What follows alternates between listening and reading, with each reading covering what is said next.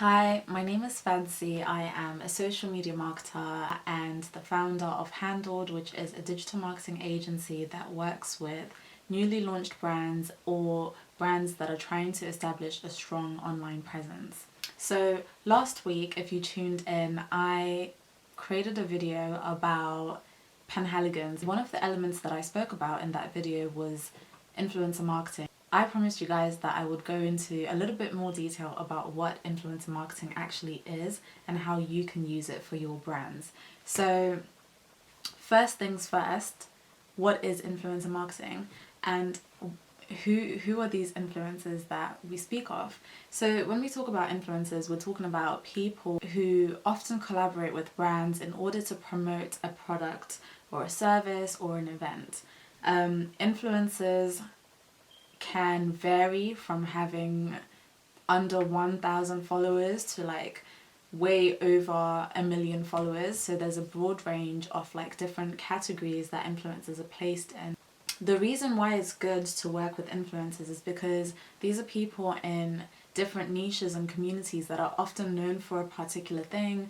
It might be that they're known for being a beauty influencer or being a luxury travel influencer or a fashion influencer or a blogger, and people trust their opinion, they trust their recommendations and what they have to say, particularly about brands and products that they use. We're going to talk about the different levels that you can group influencers into. So I'm going to put the different groups of influencers that we have here. Now, as a brand, when you're deciding which influencer to work with, there's so many different factors that come into play. Your budget is definitely one. Because that determines who you can access. But that's not to say if you have a limited budget or a small budget or no budget, you still can't reach out to these people. You just have to be strategic. If you have a small budget, you can still work with influencers, and actually micro influencers you'll find are the sweet spot. And it's not just smaller brands that are actually using micro influencers, it's bigger brands as well, because what brands have realized is that when you have a limited budget, you can then work with a lot more people and get a broader reach by collaborating with loads of different micro influencers, compared to forking out your whole budget on one person who might demand like a few thousands for a post. You can split that budget to accommodate maybe 10 influencers, and then you've got more variety in terms of like pieces of content that they produce, and also just different styles of marketing and different audiences that they might reach. When you want to work with influencers as a brand, there are two main forms of collaborations that you can do. One is gifted and the second is paid. So when it comes to gifted collaborations, these could be gifted with no form of payment. It could be gifted, you just send your products to a particular influencer, and there's no obligation for them to post. So they decide if they love your brand, they might take a video or post a story using one of your products. There's a second type of gifting where you actually have a contract and you say, okay, we're going to gift you in exchange for a post. And you'll find that with a lot of micro influencers and nano influencers, they're more open to the idea of gifting, because a lot of them are trying to establish their own online presence. And if they're partnering with brands that they love or brands that are like super well known, then they might be really up for something like that. 3 things that I would say you need when you're reaching out to influencers. One is a pitch. The second thing is a brief, and the last thing is a contract. So I'll break each one down. So with the pitch, this is you initially reaching out to them and saying, hey, we love what you do, we think you'd be a great fit for this campaign that we've got in mind, would you be interested in collaborating with us? And then you pitch your idea. The brief basically means it's a document or an email, usually a document is preferable, where you describe the campaign and what the influencer is expected to do. So the brief will outline all of that, the content types. Is it videos that you want them to post? Is it behind the scenes stuff? Is it photos? Is it reels? Be really specific about what is expected. These are known as deliverables. And the last thing that you want to send them is a contract. And a contract is a working agreement between the two of you, and it basically outlines what you have agreed to do.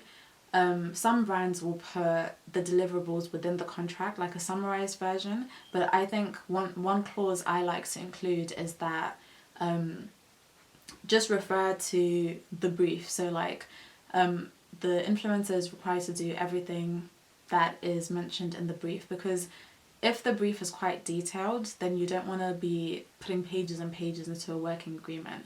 The working agreement is really there to just put mainly the rate that you've agreed between the two of you, and also time frame. So when do you expect the influencer to submit the content? When do you expect them to post the content? And how long do they have to post it for? So there's a lot more stuff that goes into it. Another thing to consider is some influencers may have managers, and so when an influencer has a manager, typically it means that you do end up paying a bit more than influencers that are self-managed. This is because influencer managers or PR managers tend to take commission. It can be up to 40% commission, I've seen, but I think that, again, I hate to say industry standard because I don't think it really exists, but I think the standard is about 20% people typically take as commission, and some brands will be really honest and upfront about it. Some influencers that you work with, their management might not be transparent about like how much commission they're taking. So if you see them like going back and forth so much about budget, it might actually be because the influencer is also trying to get a good deal out of this so that they're not left with nothing. Because if you imagine somebody whose management is taking 40%, they're going to need to charge a lot more for their work compared to somebody who gets to keep it all because they're self-managed. Okay, now what sorts of brands use influencer marketing? So all sorts of brands can use influencer marketing. I've seen brands, the obvious ones are beauty, fashion, skincare, but there's also brands like tech companies, there's software companies, things like HubSpot, even like Facebook and Instagram have influencers for like the services that they provide. Any business can use influencers, you just have to be strategic about how you do it. And then the other thing that I was going to talk about is influencer teams. How necessary is it to have a team that is dedicated to just influencer marketing? Now, if you're an established business and you have the budget to employ people, it's really, really beneficial for you to have a separate influencer marketing team. But if you're just starting out, if you're a new brand, or if you haven't even tapped into influencer marketing yet, then this is an opportunity for you to outsource work. So you can have freelancers that do that, or you can hire an agency that does that.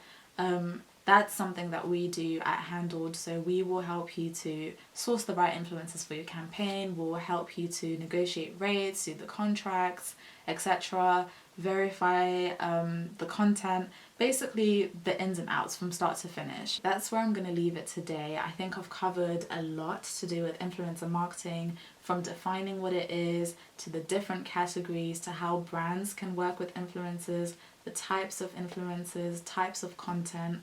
If there's any other information that you'd like to know about influencers, drop me a comment or a question. If you're a brand or business that wants to find out more about how you can use influencer marketing for your business, or you just want marketing advice on other areas of your business, I provide a consultation service. So that's 1 hour where you can ask anything you like, and you bring a dilemma to me and I will help you to solve it. Thank you so much for tuning in.